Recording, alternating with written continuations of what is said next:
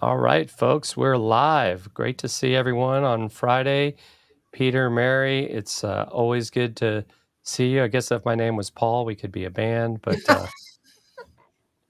Well, I was kind of thinking it's like I've got the Mana Fusion and the 3-letter acronym over there. So So you're the odd man out. I guess so. I have my full name. That's about it. I mean, I guess I'm the boring one. That's all right. We love you anyway. So good to be here. Happy Friday, everybody. Hope everything's amazing in your world. And Jim's back in the world of no furnace going off. Yes. California was last week. Yeah. What, no furnace going off. No dry heat. It felt like it. Okay.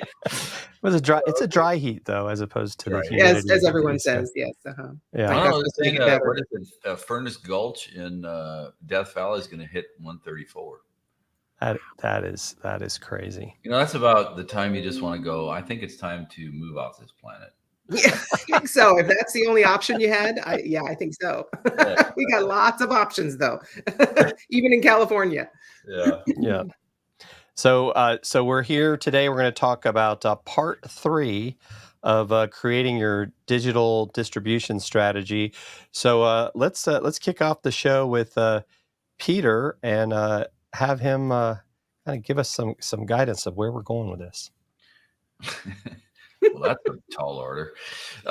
Anyway, so yeah, I just wanted to start, and obviously Mary and Jim jump in. So what is this, our 4th in the series, this ongoing series? Just to recap for everybody, if you haven't, and Jim will share, we have these up on YouTube from the very beginning, where Jim and I talked about the origin story of Relatable. And then we went through, all 3 of us here, on demand generation versus lead generation in the relationship economy. So just to start, a quick recap, we're going to talk about distribution strategy. What does that mean? Well, distribution strategy means where are you going to put all your digital content? What is your digital footprint? And it's not just LinkedIn. This is an ongoing thing. It's a continuous improvement thing. We're in the same boat as you guys with our oars in the water. Continually developing personal and relevant content. But I will say this, if you go back to the very beginning of when we started this, in fact, I was talking to Mary about this, I think yesterday. And if you really think about things common sense wise, guys, at the end of the day, really, you can have social proof. You can have customer reviews, but at the end of the day, the only proof you really have is just look in the mirror. Because if you look in the mirror and look at yourself and ask yourself, how do I buy? You buy based on starting research online. So if you're buying that way, everyone else, your potential buyers, your potential clients, your potential customers are buying the same dang way you are. Okay. So that's why we said, when we looked at this as part of what we were going to do with Relatable, is there has to have some things happening here. So for many, many years, we have been in the attention economy and lead generation. And I'm telling you, if you know some SDRs or BDRs, sales development reps or business development reps, people are getting in panic mode now because leads are not working. I mean, Mary can talk about this in a second. They're not working like they used to. And if you're a CEO or founder or a marketing agency or a coach or consultant, and you're sitting there going, wow, that's kind of true for us, listen up here, because we have a predictable solution that we're following that you can follow too. So the first thing is the attention economy was all about, who put out the most, who yelled the loudest, and you see it, it's a cacophony, even on LinkedIn. There's all these posts and then reposts and all this stuff, right? And, typically what we used to do, or what a lot of people are still doing, they're falling into this panic trap of lead gen is, what do? You do this and you send them to a landing page and you collect an email. And then what do? Then we send them a whole bunch of emails. We have these fancy email marketing campaign software applications, platforms that have been around for years. But there's a problem, as you know. Open rates and click-through rates are not what they used to be. And we've talked to a lot of CEOs and founders, and they're all telling us privately, of course, like, this is not working like it used to. What the hell do I do? So, and not only that, guys, but by doing that, I always say, look, I've got 20 plus years of neuroscience brain research. I know how to activate the reward circuit of the brain to persuade people to buy or evoke emotions, but I cannot develop a relationship with email. Email is arm's length. We call it arm's length stranger marketing. So you're going to catch that 1 to 5%. And I just wrote a post about this. Typically, a lot of those, it's low commitment, low quality leads. They're typically the opportunity seekers or the shiny penny people, which is like, oh, next opportunity, let's go jump over here, right?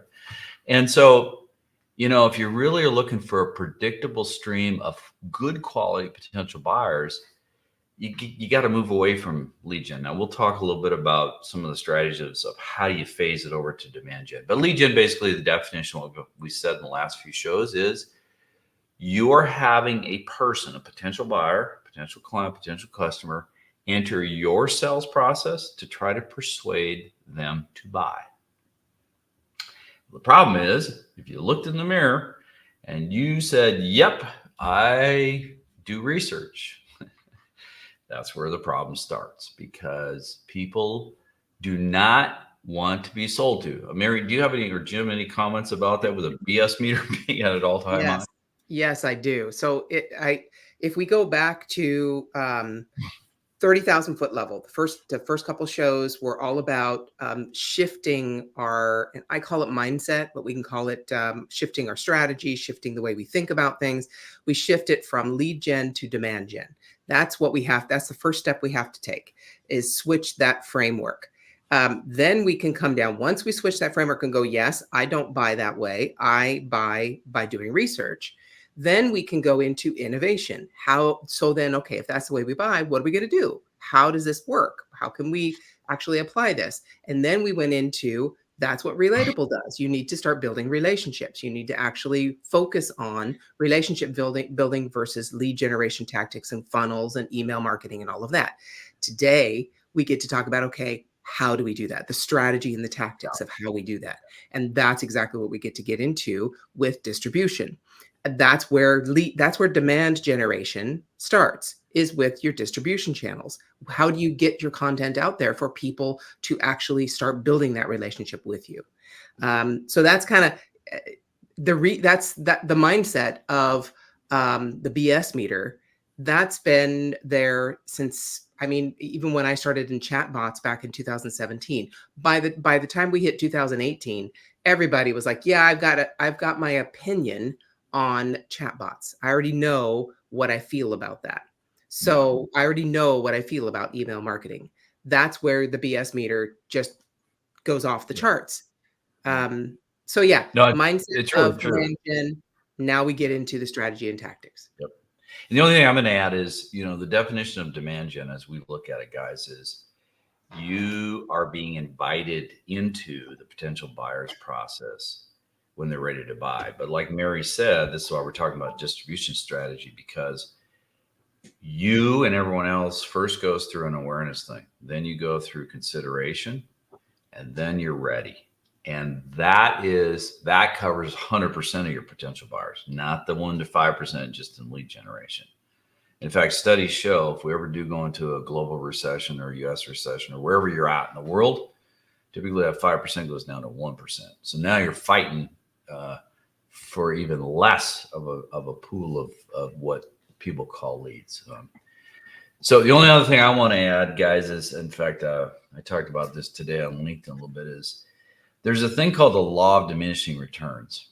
And the law of diminishing returns is when everybody is doing something in marketing, 3 things are going to happen. And when I say these 3 things, you're going to go, yep, that happened to me. Number 1, it gets a lot more expensive. Look at your ad costs and what's happened over the last few years. I don't care the outbound, right, with ads. The CAC, the cost per customer acquisition, has gone way up, right? To a point where a lot of small business owners go, I can't afford it. I mean, that happened to me in my wellness center. We had to stop doing ads because it was too expensive. Second, it gets hard to get a return on your investment. I mean, think emails, funnels, chatbots, just because, they make it easy to push a button and send it out to a whole bunch of people. First of all, doesn't mean it's going to give you an ROI. And secondly, it doesn't mean that it's good to do. Because a lot of times, guys, when you're doing a lot of this email marketing or chatbot marketing, you're damaging your reputation and brand by hitting all these cold people because they didn't ask it for it. And secondly, that's another big thing about the relationship economy and what we can do in Relatable is we allow potential buyers to choose their own priority adventure that's personal and relevant to them.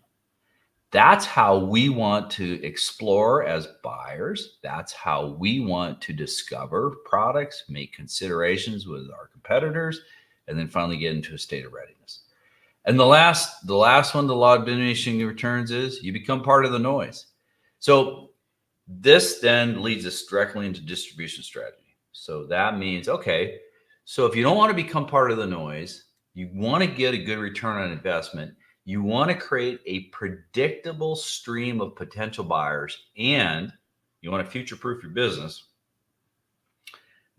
This is the third part, and we're going to get into actual specific methods and use cases and how we do this in distribution channels. So, Jim, you got a question there? Yeah, I just put up, because I know we're going to get into it, is what is the distribution channels? Because I think that's what people are, probably like, well, what is that and how does that work for us? Yeah. So I'm going to start just high level, and then Marion, you can jump in on specifics. There's really, guys, and again, we are adding and we're creating a new foundation for our demand gen engine. Okay. So the three pillars really are your website, your managed channels, and your third party channels. Okay. And so I'm going to let Mary or Jim talk about, because first of all, the only other thing I want to say high level is in demand gen, your digital footprint has to be your best salesperson. And here's why. Because think about it, guys. Let's go back to common sense. I don't care where you are in the world watching this. Do you go research Monday through Friday, 9 to 5? Look in the mirror. We don't do that. You might be researching at midnight, 2 in the morning. Might be on a Saturday, might be on a Sunday. So you have to be present 24/7. And your digital footprint can do that, but your digital footprint has to be that best salesperson. And we're going to talk specifically in your distribution channel, and we'll mention reference content, although that's in the last one we just did. So if you want to go to YouTube, check that out. But Mary, do you want to talk about the website and kind of how that plays an important role in distribution strategy? Yeah, we all know a website is your own land. We know that that's the place that you own. You can make it whatever you like. I was working with a gentleman who's just building his website and just trying to figure out what to put on his website and how to structure it and all of that. But most people, if you research, let me ask you, if you, let's say, meet someone and you see their email address, you see the end of their email address, the at whatever, you're going to go, okay, that's their website. That's what I do. I look at, okay, is that their website? I go and look at it. If there's nothing there, if it leads me to a link tree, if it leads me to a .me that just has a list of buttons, that doesn't really tell me anything about the person. I need something there, something to talk in their own words. Your website is your opportunity to talk in your own words, because as far as the rest of the world knows on the internet, that's you. That's your home. So the content you put on that website will be usually the first thing after wherever the person actually met you, whether it's on a social channel or via email. That's the first place they're going to go to see who you are. And with Relatable, I have it on my website. I have right at the top of the fold a relatable video that allows people to take an adventure with what I stand for and who I am and why this property is mine. So why would you not use that as the first opportunity to be demand gen focused? So in other words, my website isn't all about me. It's not about how wonderful I am and how amazing I am. No matter how amazing I am, it's not about that. It's about what I do for others. And that's demand gen. If I'm going to go to your website, I'm going to try and figure out, are you for me? Is that something that you offer me? Do I align with what you're talking about? Do you speak to me? Do you solve the problems that I have? That's what your website needs to focus on, not just how wonderful you are and how many clients you have and how many podcasts you've been on. So in that sense, it's your owned property. Now, I think, Peter, when you talked about distribution channels, you talked about website, and then you talked about managed channels. But I think what you were talking about before was managed channels has two parts: your owned channels and third-party channels. Yeah. Is that right? We'll get into that in a second. I want to talk a little bit more about the website because it's really, really important. Yeah. So, guys, if you think about the history of websites, really they've been billboards, and it's been kind of it's like a digital business card. And yeah, you can make them look really cool with Wix or WordPress or whatever you want to do, but we flipped our thinking 180 degrees because, and here's the thing, guys, if you know me, I'm not really big on the word funnel, and I'm not really big on the word email marketing, and I don't like emails, and I don't like Facebook. I mean, these guys know this kind of stuff. But with that said, forget about my opinions. Your website and how we are setting our website up, it has to flow like a demand gen funnel. Okay. So it's no longer a billboard. So what do I mean by that? Well, when people first come in, like Mary says, their first exposure, right? And typically it's the way, they may have seen you on managed channels. We're going to get into that with social sites. But when they come over and they're starting to go, okay, what are these people about, right? There's two things you got to do. First of all, you got to walk them through the funnel of awareness, consideration, and then when they're ready, we'll talk about that. What are you going to do, right? Are you going to do a demo? Are you going to do a virtual demo? Are you going to do FAQs? Are you going to show a pricing page? That's when they're ready to go. But typically, you got to walk them through these. Secondly, the most important thing is, guys, and this is why Relatable is so important for you and why Mary said she put it right up at the top of the fold, because most people never get past the top of the fold. So whatever you do, that has to do this. First of all, it has to explain their outcome and their transformation. And it has to somehow engage, let them choose their own priority adventure, and then build relationships and build trust. So this is part of, guys, remember, it's not just demand gen, it's demand gen in the relationship economy. This is where we are. And in fact, guys, I think I mentioned this last time, I'll say it again. Gartner did a study, 84% of companies, this is mostly B2B, but a lot of you guys listening are in B2B, 84% will make the choice to buy from a company based on the relationship with that company, even if the competitor had a better price in sales terms. 84%. And it goes back to the old adage. This is the other timeless phrase that we have been. I don't care where technology goes. I'm a tech guy. I don't care where AI goes. I don't care where all technology goes. Bottom line, people do business with people they like, know, and trust. And it will always be that way. Okay. As long as we have humans involved and we don't go to Terminator the movie, we are going to be doing business with other people. Okay. That's where it happens. Because like if I put my AI meme out to you to close you and you found out it was can't do that yet, but let's say generative AI got there and you found out it was the AI meme and not me, how would that make you feel? It's like, well, that was pretty crappy. Why didn't the person show up? The other thing too, guys, we mentioned this before. Everybody knows HubSpot. HubSpot came out with a study last year, 70% of all potential buyers, this is both B2B and B2C, they don't care as much about your brand or company. They want to see videos, preferably interactive, from the CEO, founder, or head honcho. They want to see you. And that's true, not just for solopreneurs, Small business, mid-cap, that's true for large corporations. They want to see videos from the CEO of the company. They want to have direct interaction. Okay. So when you're setting up your website, you have to think of relationship economy. How do I start building trust?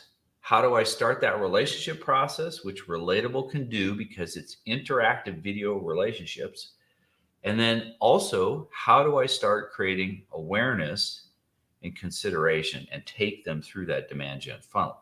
So you have to shift your way of thinking a little bit and shift the way you're presenting content in your content strategy on your website. Now, some of the other things on websites that I would add is, Mary said, it's very true. And again, there's all these fancy acronyms, ICP, buyer persona, blah, blah, blah. Okay. Yeah, it's all important.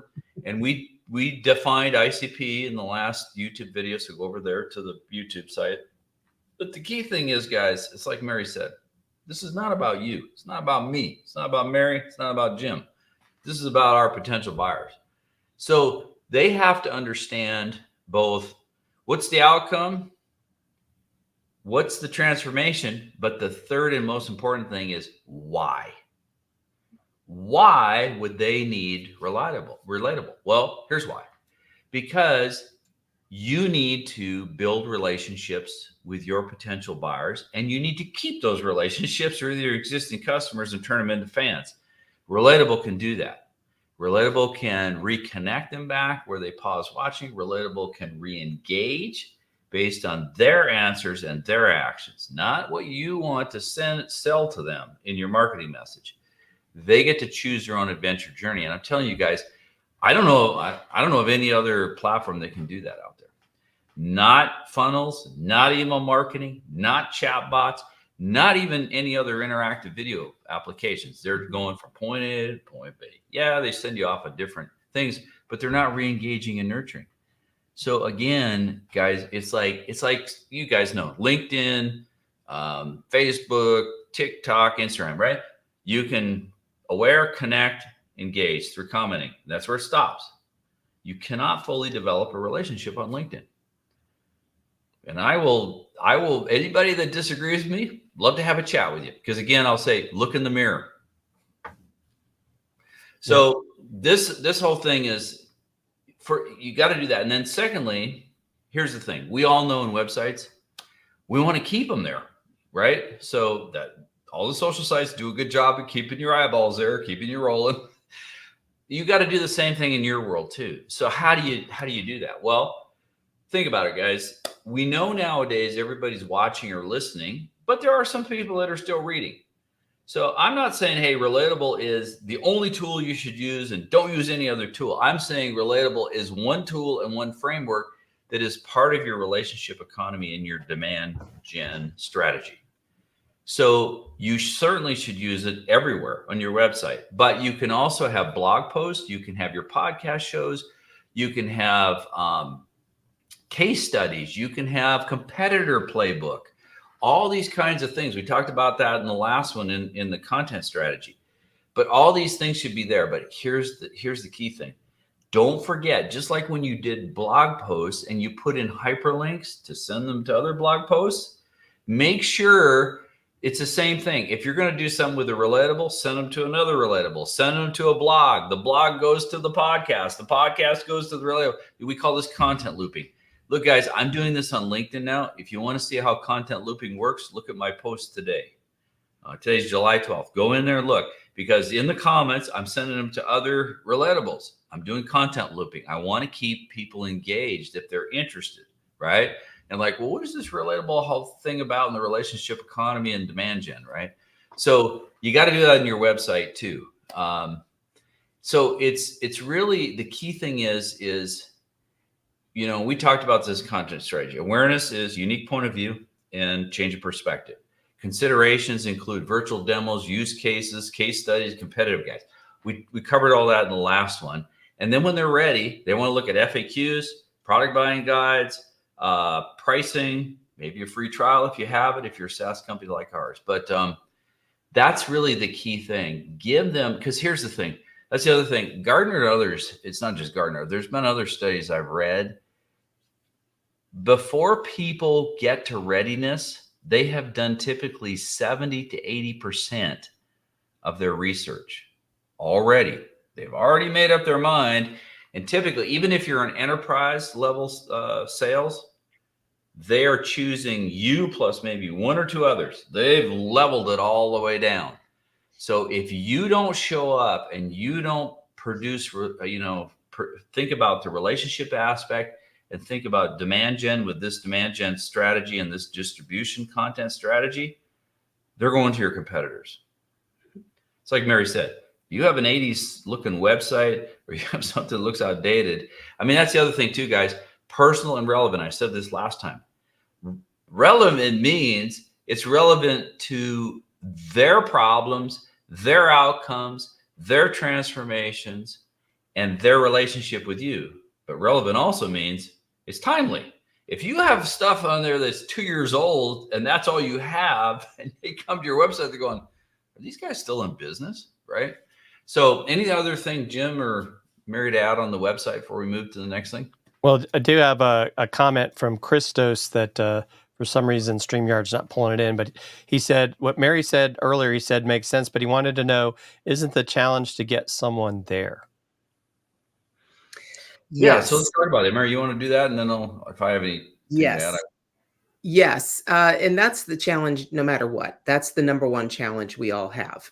Where are people going to find us? So again, being wherever your customer is, and this is going to take us into the other managed channels and having your content there, being wherever your potential buyer is, you need to be. We were just talking about this before, where Pinterest is all of a sudden coming onto the scene again, having a very large business component. I've heard that a lot about TikTok. So you need to decide, where am I going to be? Where are my customers? And have content there as well. But once you have that content, again, with Relatable, you don't have to worry about, let's say on LinkedIn, where you just send people to your profile with your link, or your featured section with your link, or your that section that talks about you and has a little website, go to my website.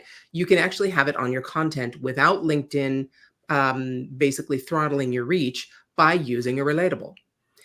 You can have any amount of content on LinkedIn, Facebook, Twitter, any of that, and have interactive video content with Relatable. And in your Relatable, have your website link to have people click and go through to your website and be able to experience your demand gen focused content. Yes, your website is your owned land. It is only one place. The majority, that's where they're going to start. I look at your website as awareness, but also curiosity, because I'm not going to go and actually type in your website unless I'm curious about what you do. So I've heard something you've said. I've seen a post on socials about what you do, or I've seen an email, however we were introduced, and I'm going to be curious and I'm going to go start my research with your website. You can also have all of those social platforms directed to your website with these interactive videos. I can't say enough how everywhere your customer is, you need to have, like Peter said, the relevant, timely content that directs them to specifically channels you own. And your website is the number one channel you own. There are other places, podcasts, that's also on your website, but that's on other channels that other people own, iTunes, Stitcher, those kinds of things. But your website still is going to have your blog posts that feature your podcast. Your live videos, like we're doing this, that's going to be on a managed channel from YouTube or, again, your website. You can put it on your website, but you need to maximize all of those channels. But everything directs people to your owned properties.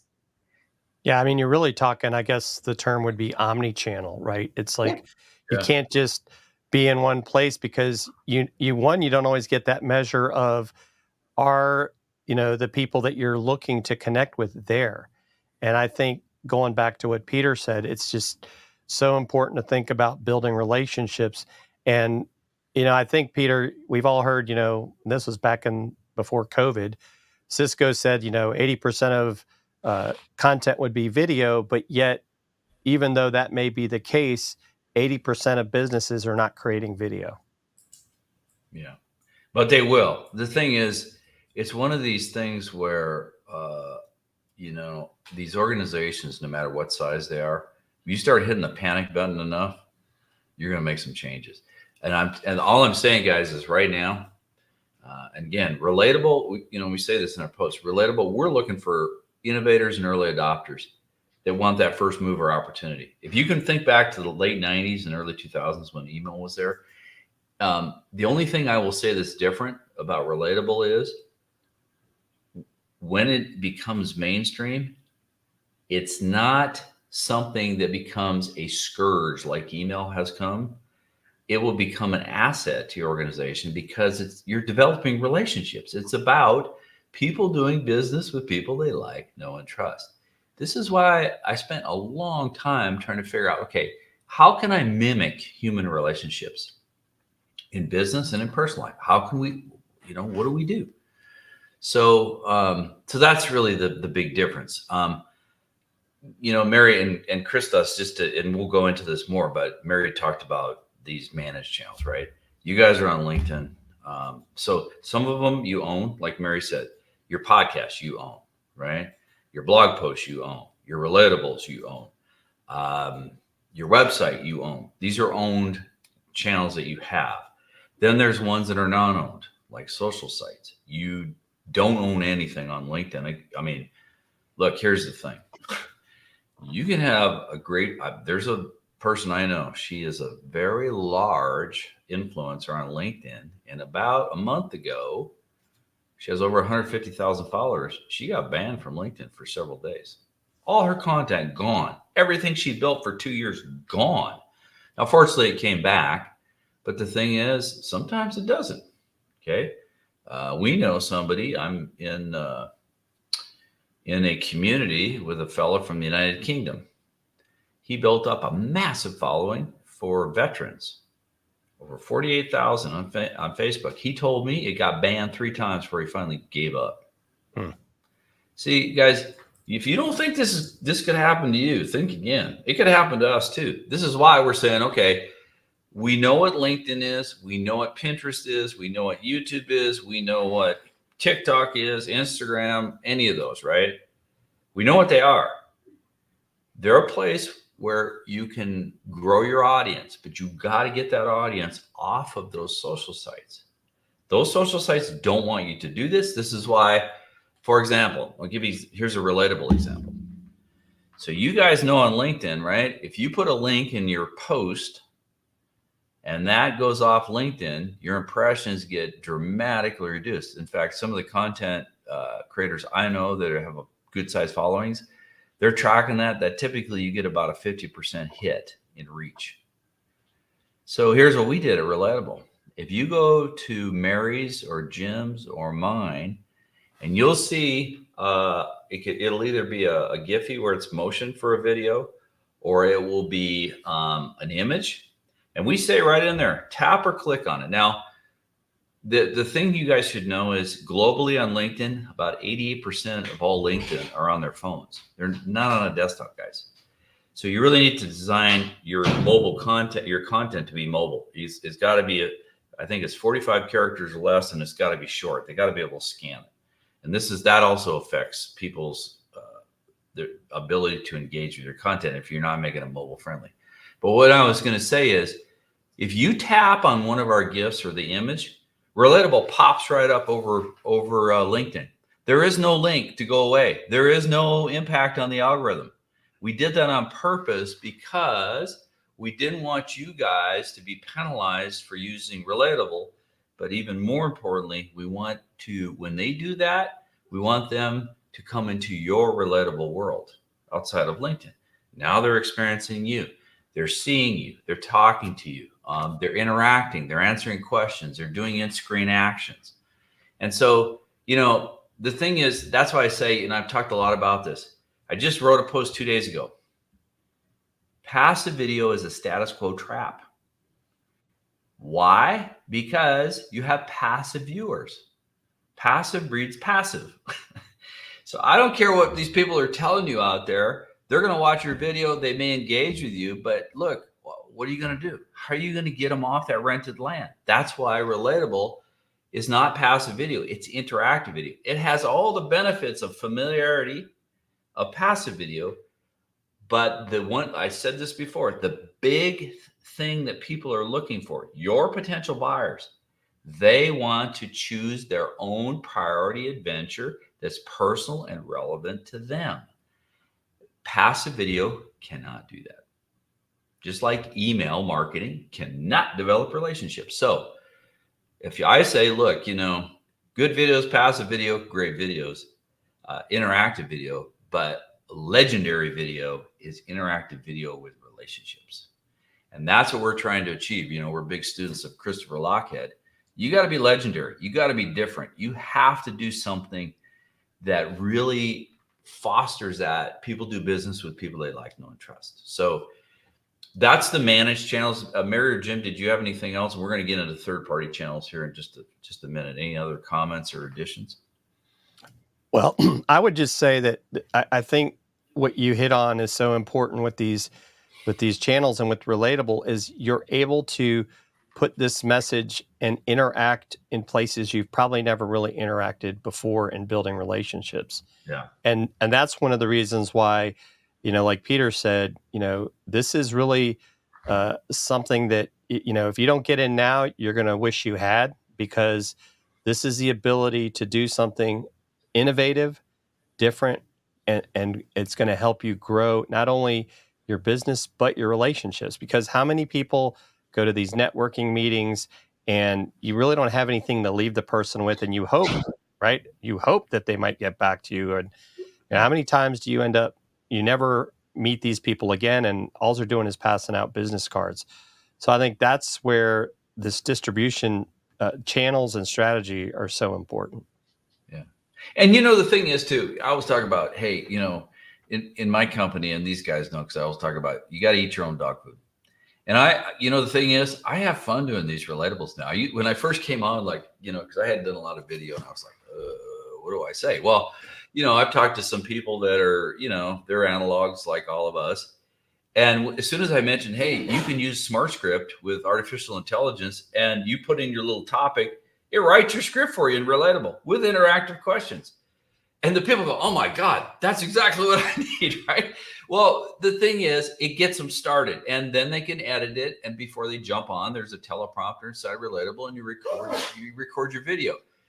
But what we found is over time, and we've done the same thing. Mary and I and Jim, we were all the same. I don't know, maybe Jim was better. But I know for me, after I did about 3 or 4 of the script ones, I went, I'm just going to talk off the top of my head. So we have that too. So we have manual script, and sometimes I use manual script when I have a lot of bullet points or statistics that I can't remember in my head. I'll do that. But a lot of times there's one, it's called bullet points, and you just put in like 3 or 4 bullet points you want to talk about, turn on the camera, start talking. You have to still have have a hook to get them going.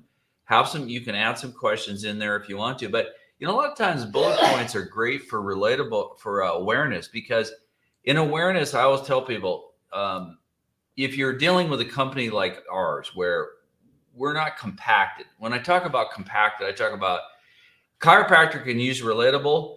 Their potential clients, if they got a bad back or they got neck pain, they want a decision today. It's like, how do I get out of this pain? So they're not going to sit there and go to your website and go, oh, let's go through awareness, consideration. They're like, no, where's my answer? But having that chiropractor on, talking to them, it's starting to build familiarity and trust. And that chiropractor can ask them a few questions in a diagnostic survey. And if they got back pain, it takes them right to the back pain solution. The chiropractor's talking to them. And then we have these things called popovers, which you can do little custom images or icons. And it's basically while the chiropractor's talking, you can say, hey, if this resonated with you, here's some things you do at home. Here's the things we're going to do in the office with you. Go ahead. I have, you can text me, call me, or set an appointment right there. And then they just do that. And so it's an in-screen experience. It's frictionless. It's easy. Now, for a company like ours, that's more people, when they come in, they want to see some things, right? They're going to go through awareness. They're going to look at us compared to other interactive videos, software applications. They're going to do some consideration and things like that. So that's where, Relatable can shine, because we can create whole interactive experiences, and it takes them to other interactives. But the key thing is, based on how they answer or the actions they do, we can set up re-engagements to send them other videos that are personal and relevant to their answers and actions. And I don't know about you guys, but I don't know of any other software application that can do that. That's the relationships piece in interactive video relationships. So this is so key, guys, to do this. It's not just about creating demand. It's about creating demand in the relationship economy. And like Jim said, you got to develop those relationships with people. People are starving for that. In a sea of content and information and sterility of our environments out there in the online digital space, this is a breath of fresh air, because they're getting to see you and interact with you. And I always say it's like having a coffee chat with 100,000 people at a time. And it really is. We're here, we're talking to you guys, and there's a few of you guys on, and this will go live, and a lot of other people will see it, and that's great and everything. Or if you go on Zoom, that's great too. But the problem is I can't scale that, right? I can't get to a whole bunch of people at the same time. That was one of the things when I thought about Relatable. It's like, how can we do this? How can we mimic human relationships, but at scale, right? So that we can really have these interactions. And guys, I don't know about you. I will say this all the time. I like podcasts. I like audio. Every once in a while, I'll read a blog post. There's nothing that can replace video. It is the best medium to have some kind of a familiarity dialogue. I have a radio show from the Pacific Northwest. I cannot create, I've been doing it 16 years. There's no way I can create the same demand on that radio show that I can create on video here. So we want to move to third-party channels? Yes. Okay, Mary, you want to kick it off? Yes. So third-party channels are some of my favorite channels. When we talk about third-party channels, these are still other people's audiences. You're still renting. You're still getting access to someone else's platform, but they are places where your expertise can really shine. So when you're talking about guest posting or podcasting, being a guest on other people's podcasts, using other people's audience, being on a live with someone else on their YouTube lives, any of those where you are on someone else's channel and you get to showcase your expertise. That, I think, combined with the use of a Relatable on that person's site, is one of the fastest ways to help people go through that progression of awareness, consideration, and then readiness. And again, I call it curiosity, because that's kind of how I feel about people. But consideration. So if you're on a podcast and you are lucky enough for someone to invite you onto their show, they're going to have show notes. They're going to have information on how to get in touch with you. If you're really lucky and it's a video podcast, you can actually put your own QR code on the screen, or ask them to put that on the screen, or put the link in, or a QR code in the show notes. And that leads them directly to your website, your Relatable. Personally, it would be a Relatable, because they just heard your voice. They just heard your voice. They just read your text. They can then go get deeper into a relationship with you. But especially if it's a podcast or a blog post, they're going to take the biggest step toward relationships, like Peter said, and that's in a video. So the faster you can get them to that video experience with you, the deeper and faster that relationship is going to progress. But these channels are really for ways for you to showcase your expertise and be able to bring your point of view, your different, what you stand for and what you stand against, your legendary personality and the way you do things, into the world of all of the listeners, readers, and viewers of someone else's audience. So if you position yourself as not necessarily an expert, because I have a feeling about experts and the fact that they are in the past, they're an expert about something previously that has been created, and a lot of us have to create our knowledge from that. But you're looking forward, so you're going to take that expertise and apply it to something new. That legendary status of your expertise being applied to your new thing, to me, that's innovation. You can deepen that relationship with video from one of those other channels. So I love third-party channels. If you're respectful and you're invited, you can make a huge difference in people's lives, and you can definitely help them have that transformation that Peter talked about, not just on your website, but actually with you in a video. What do you think?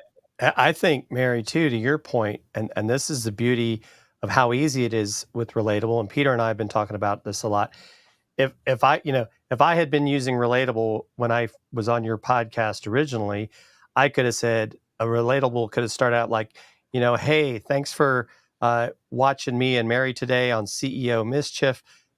It's great to see you here. Love to connect with you further, and then give them those options.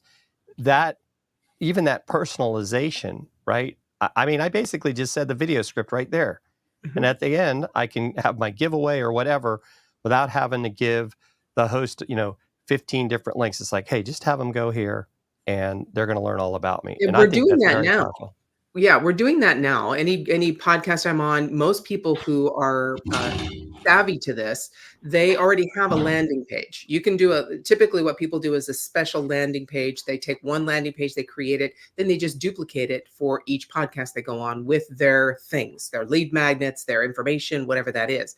Well, it's so much more productive and relationship building through this, if you look at it from the lens of demand generation, to have that personalized video, interactive video for that audience. And again, very easy and relatable to do.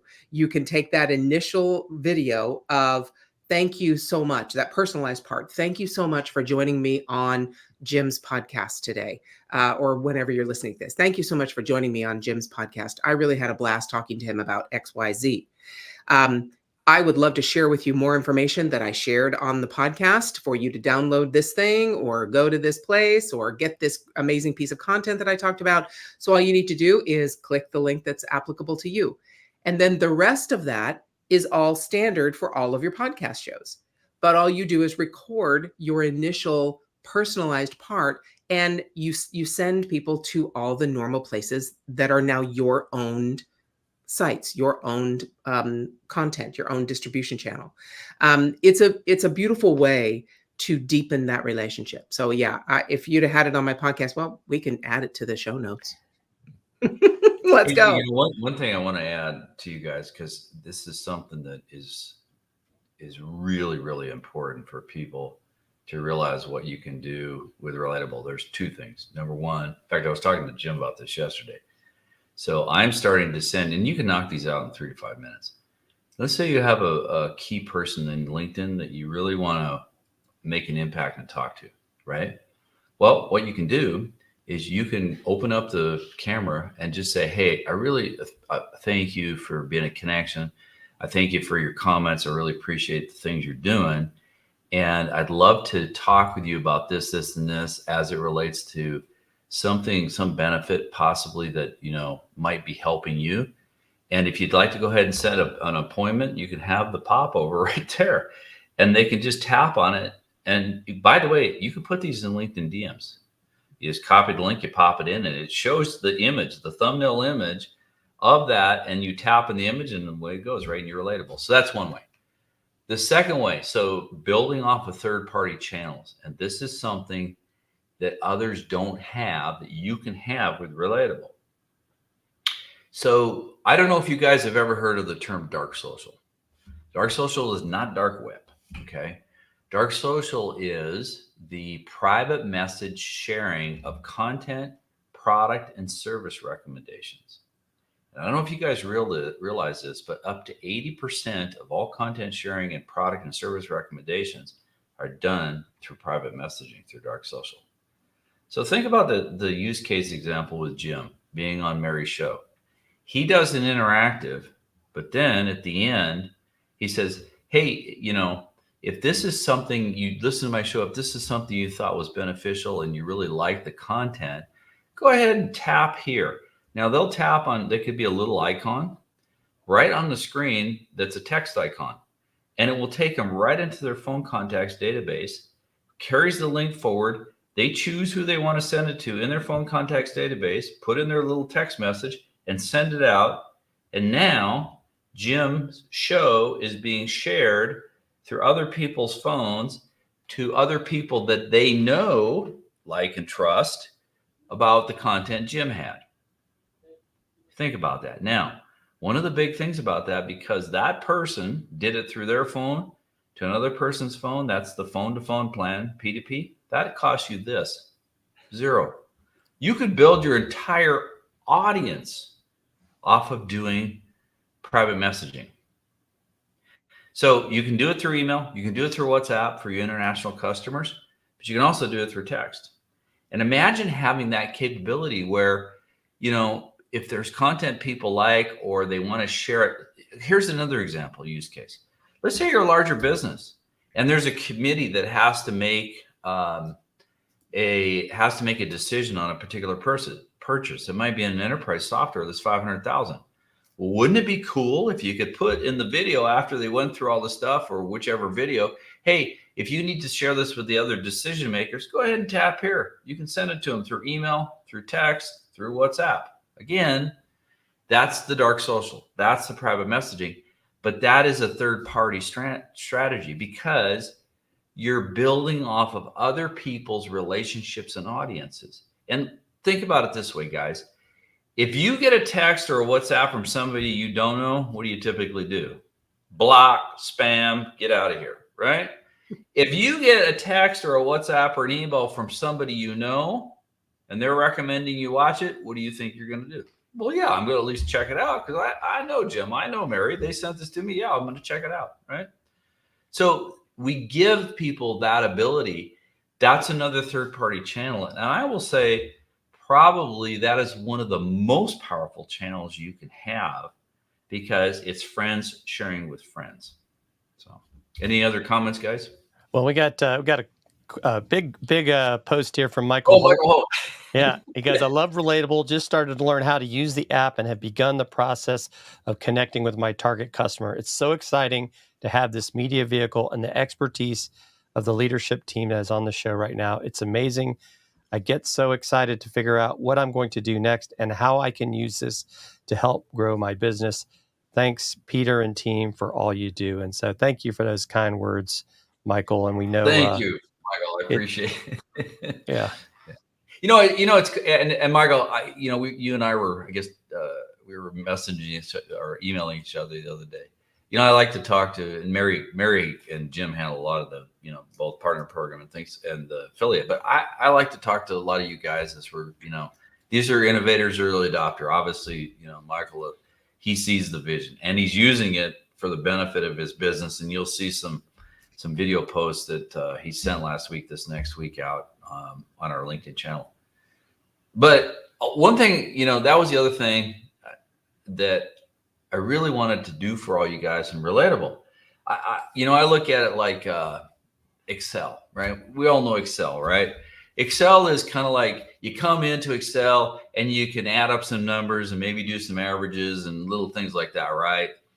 And 99% of the people do that. But you know, if you want to do whole statistical modeling, mathematical modeling, you could do, I mean, pretty much whatever you can think of with Excel. Well, I wanted to create that kind of experience. So Michael, he's done a lot of good things with Relatable so far, but he hasn't even scratched the surface of what he can do, not just to grow his LinkedIn media group. And I love what he's doing with small business communities, but all the small businesses that are linked. Imagine, you know, he has these TV screens and they're in, you know, places like doctor's office, nail salons, all these local businesses, right? Well, imagine having these business owners, they have their QR code, you scan it, and now they can come into that business's Relatable world and do all the things that we're talking about here. So, you know, this is where it becomes really cool, because I always say, and I'm pushing the boundaries on Relatable too. but it's kind of like whatever you can think of, you can create in Relatable. And if you can't, I want to hear about it personally, because you might have a great idea. We're going, yeah, with my dev team, yeah, we're gonna implement that, right? I mean, I think both Mary and Jim were the impetus for. There's another thing coming out called Reminders, Set and Forget. It's coming out in about 2 weeks. This allows, let's say you're a doctor's office, you can set up appointment reminders for your customers to come in back for the teeth cleaning. You set it up and it just runs in the background forever. And you just continue to have your patients come in. If it's an HVAC company, think about it. You need a furnace tune-up in the fall. You need a air conditioning tune-up in the spring. You could set the calendar. You just tap on the dates and it runs. So if you think about all these set and forget things that a business can do to help bind those customers to their business, to increase lifetime value of the customer, but most importantly, turn those customers into fans, because they're going to be seeing you and interacting, and you're going to be showing them gratitude and thanking them and all the things that you should be doing as a business owner. So that's coming. And that was partially these guys helped me with that, give me that idea. So you guys, I really thank you for that. And it's going to be a big one for people. I got to say something about Michael, though, because Michael, he doesn't just get what we're doing here at Relatable and love what we're doing, which we're so grateful for. He is embracing demand generation because it fits his entire point of view. His point of view is community helping community focused businesses helping each other. And that is that's the reason he's attracted to this kind of framework and this tool, because his Link It Local program takes local businesses and helps each business grow together using these screens and being sponsored by other businesses. It's a perfect marriage between demand generation, Relatable, and his business. And the more companies, the more CEOs, he's a co-founder of this, of Link It Media, the more CEOs and founders that realize what they're doing is really demand generation and being relatable with their audience, the more they will have an affinity to what we're talking about. So thank you, Michael. I can't say enough about how amazing it is to work with you. I enjoy every time we get to meet and talk about what you do and the companies you're helping, some of these businesses. And that's really where business is done, locally. Yes, sure, you want to go to the Costco's and the Walmarts and all those, that's fine. But local business is what drives your community. It is. And people do business with people they like, know, and trust. I don't care, who you are. And local business is a perfect example. So I know we're running out of time. Jim, do you want to ask for any other questions, or you want to bring it home? No, we'll bring it home here. But I did want to say real quick too that to Mary's point, Michael is this example that you talked about earlier, Peter, that he really had not done any video, right? And so he's learning, he's getting over that fear. And he's like a natural now. He's become a natural. That's right. Yeah. That's right. So I think that's one of those things people should not be afraid of. So yeah, we're gonna wrap things up. So make sure you follow us on YouTube for one, and then we also have, if you want to get started with Relatable, scan that QR code. I'm also going to put it into the comments. But we've got this will take you to our website and get a 2-week free trial. Don't be afraid to reach out to us if you have questions. And I know we're going to be back in a couple of weeks. And Peter, you got anything else you want to add? Yeah, the only thing is, guys, here's the thing, and we know this. We're not for everybody. And if you're not an innovator, early adopter, like the people we have working, like the Michaels and other people, then you're not fit for us. You can wait till it goes mainstream, but by that time, you lose your early mover advantage. Right now, you get in, you have this incredible tool and framework to connect with your relatability again, but you have the ability to do that in the relationship economy with demand gen. And I can't think of we spent a lot of time thinking about how can we do this. It really can benefit our particular business owners that use this, create outcomes, create transformations, create community. But, at the end of the day, guys, create relationships. because I don't care how much technology is out there. We are still people. We still thirst for social interaction and relationships, and Relatable can do that for you. All right, folks. Thanks, Well, everybody. see you in 2 weeks. Thanks, everyone. Ciao.